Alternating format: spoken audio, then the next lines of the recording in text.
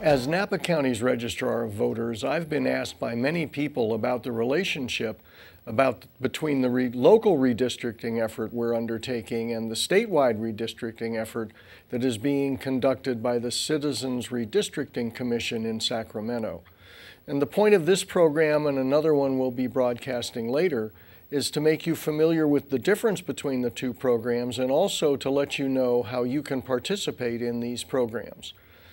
Napa County is undergoing redistricting, as are all counties in California, as required by federal and state law that we balance supervisor districts so that they each have approximately, pretty close, equal population. And during the past decade, 80% of the growth in Napa County has gone into the city of American Canyon. So of all the growth in Napa County between 2000 and 2010, 80% of that growth happened in the city of American Canyon. Of course, that means that the 5th supervisor district, which is represented by Keith Caldwell, has close to 34,000 people in it, whereas the other districts that have not grown as much have only 16 or 17,000 or 20-some thousand people. Therefore, we have to balance the population by shrinking the 5th district in size and number of people and expanding some of the other districts in order to equalize the population between the 5 districts. To do that, we have conducted with our staff at our geographic information systems a program that allows us to balance population according to census tracts and blocks created by the federal census for the 2010 census. And we've been working over the past months to determine what the current population is in each of the districts, and then to create and propose new districts that the Board of Supervisors will be adopting in September of this year for the elections that take place in 2012. As Registrar of Voters, I've also contracted with the Napa Valley College for their 7 trustee areas and the County Board of Education for their 7 trustee areas so that the whole effort is being done and will be more cost effective so that the college and the Board of Education can contribute a limited amount of money to the overall effort, which of course is being paid for by the Board of Supervisors. So I do have a PowerPoint presentation that I'd like to briefly go through with you, and it will show you a little bit about where we are and where we're going. So these are the 5 supervisor districts as they currently are in Napa County. Almost all counties in California, with the exception of the city and county of San Francisco, have 5 supervisor districts.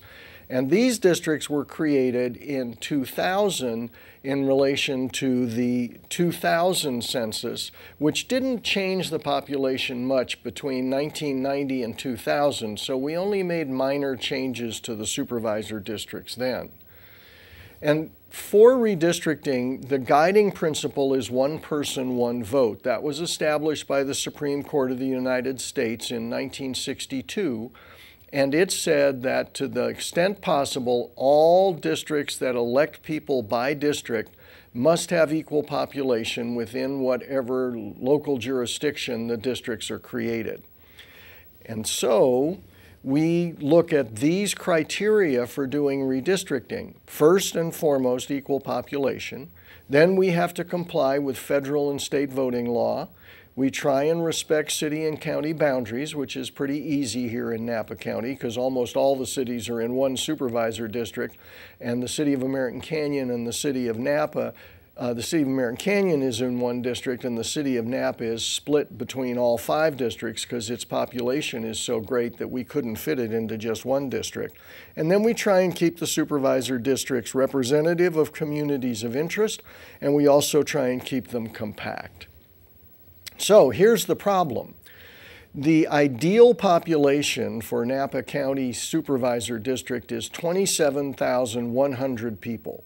And that's our total population less some non-resident patients at Napa State Hospital divided by 5.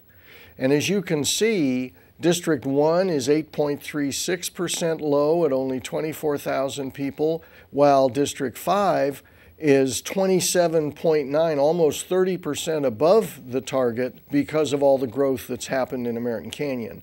So we have to take 8,360 people out of the 5th District and redistribute them, not physically move them, but move the boundaries, redistribute them between the other 4 districts. Now here's an example of the population change.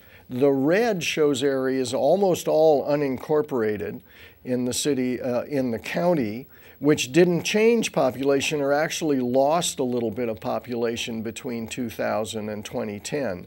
The green areas are those areas in the 5th District in the city of Napa primarily, and also of course in American Canyon, which grew during that period, and that's what's caused us to have to balance all the districts. Now, what we'll be doing in our next program is discussing with you what the new districts are going to look like and why we made the changes we did. What I would like you to do, if you have any questions before I get into the public hearings that we have scheduled that you can attend, is take down this information so you know how to contact me. My email address is there, as is my phone number. Now, I'm going to be on vacation for a while, maybe not during all of the time this program is broadcast, but if you don't get me right away, leave a message or I will respond to your email when I return from vacation. Now, let's talk a little bit about statewide redistricting.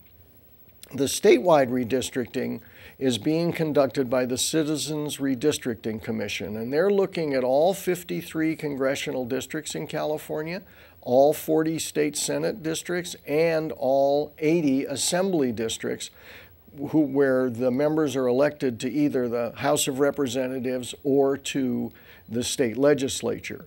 Now, they have the same kind of job that we do, except on a statewide basis, because there's been a huge amount of growth over the last 10 years in the southeastern part of California, Riverside, San Bernardino, Orange County, some of Los Angeles County, and much less growth in the northern part of the state.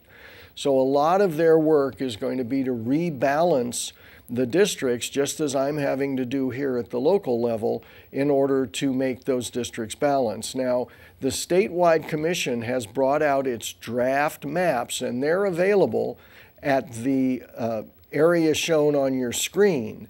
You can go to their website and you can look at the maps. There will probably be a second draft of the maps out by the time this program runs, but the final draft is not due to the Secretary of State until August 15th, 2011. So there's still plenty of time to look at the maps and give comments. Now, if you want to comment on the maps, you will contact the State Redistricting Commission, which is made up of 14 citizens selected by lot for the most part out of 26,000 people who applied to be on the commission. They got it down to 14.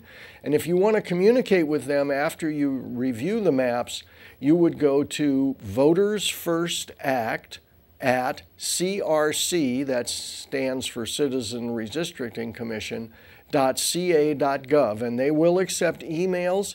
They'll accept emails up until August 15th as you continue to review the maps and then send them your comments. Now, in terms of participating in our local redistricting effort, there are 2 public hearings that are already scheduled and which will not be held until after this program runs.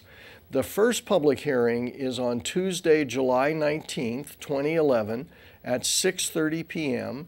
in the American Canyon City Hall at 4381 Broadway, and that hearing will be conducted along with a regular City Council meeting.